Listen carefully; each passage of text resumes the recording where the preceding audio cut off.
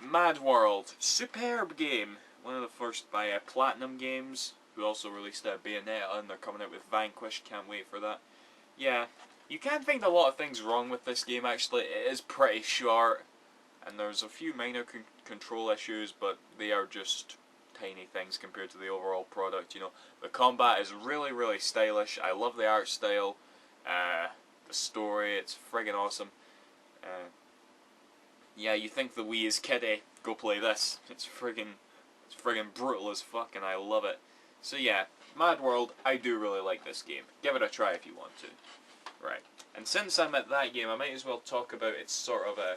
Okay, you can't really talk about Mad World without talking about this game and vice versa, because they came out at the same time, they had the same publisher.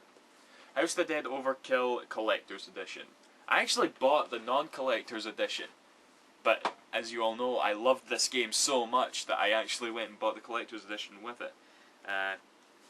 It comes with a cool little sort of comic book thing, which is really fucking awesome. But yeah, this was definitely my game of the year in 2009. It's just so friggin' hilarious, and I will never ever forget it. Best rail shooter on the Wii, hands down. Well, to me at least. Absolutely love it. Yeah. And again, like Mad World, really brutal and adult themed, so if you're over the age of 18 and you want blood and rudeness in your games on the Wii, play one of these. You won't regret it. Right. Secret Files Tunguska. Right. I think this is like a foreign point-and-click game.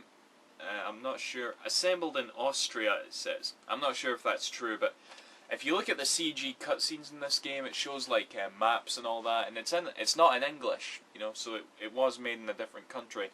But the actual gameplay has been localized, and it's got voice acting now. And I don't know. I just stopped playing this one.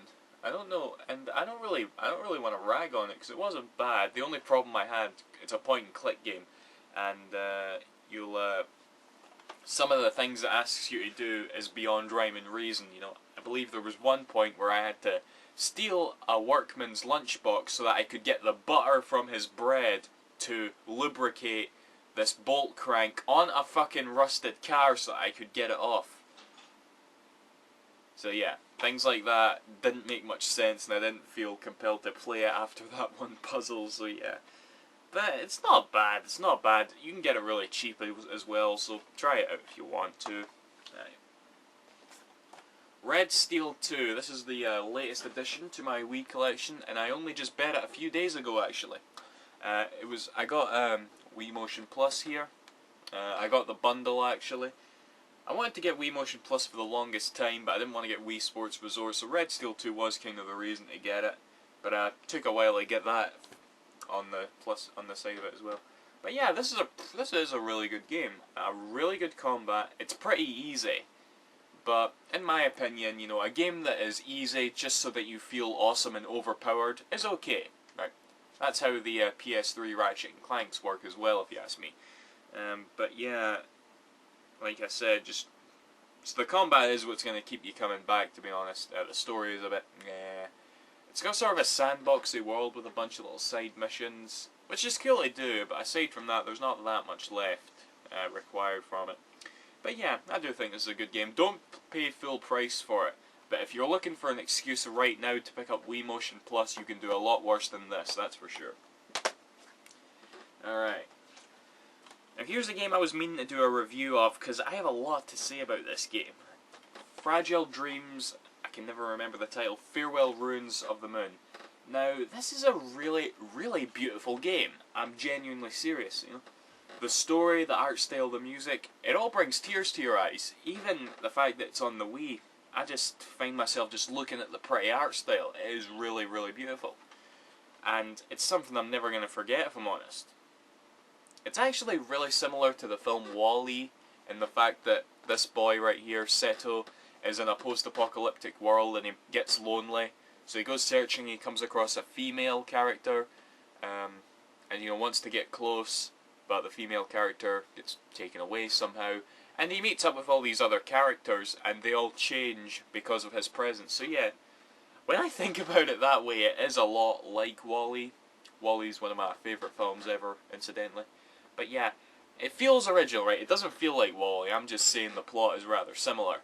And like I said, all of it's beautiful regardless, but the gameplay is shit.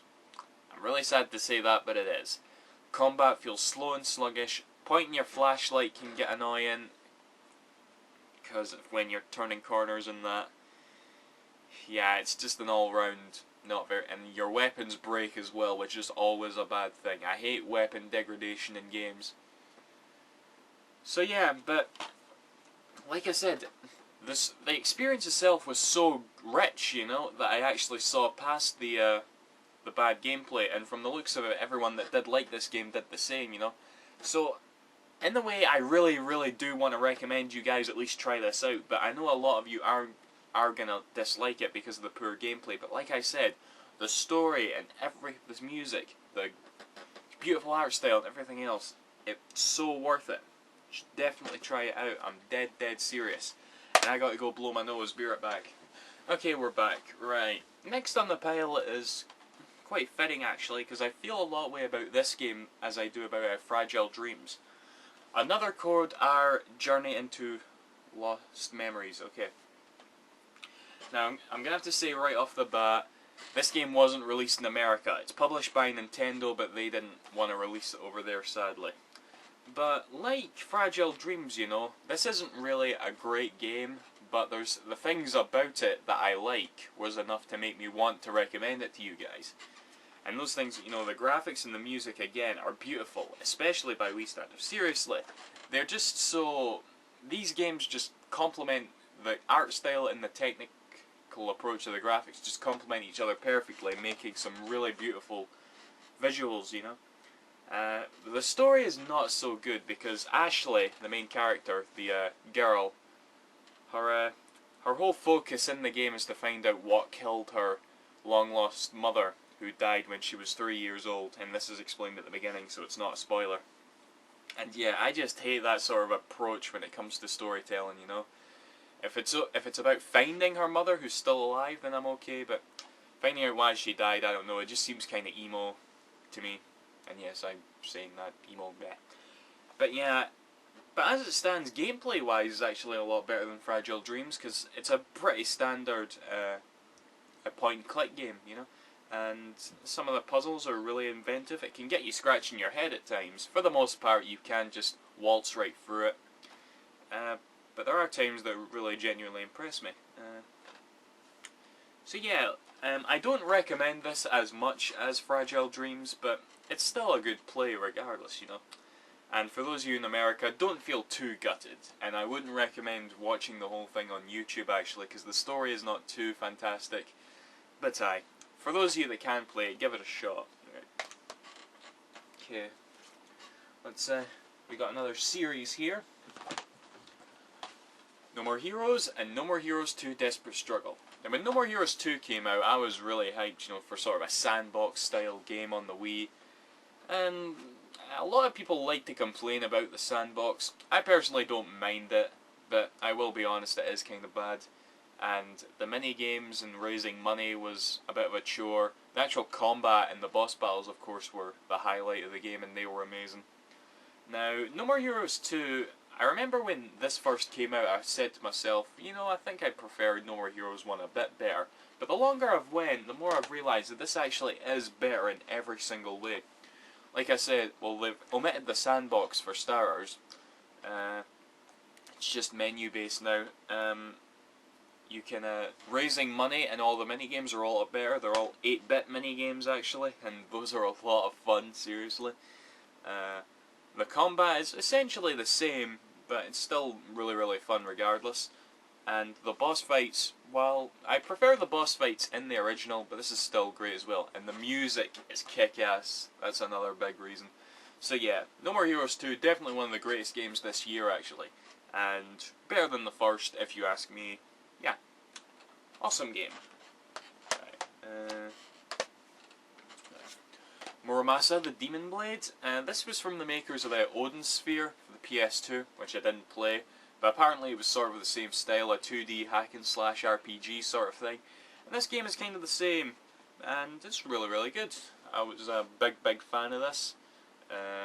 Sort of like Castlevania, you know, you're going through a level, just fighting whatever comes in your way. The controls are really simple, you can pick up and play this game really easily, but as a result the combat kind of lacks depth. You know, you've got a very limited number of moves, but there's a bit of strategy involved because you've got multiple blades to choose from and you got to make sure they don't break and stuff.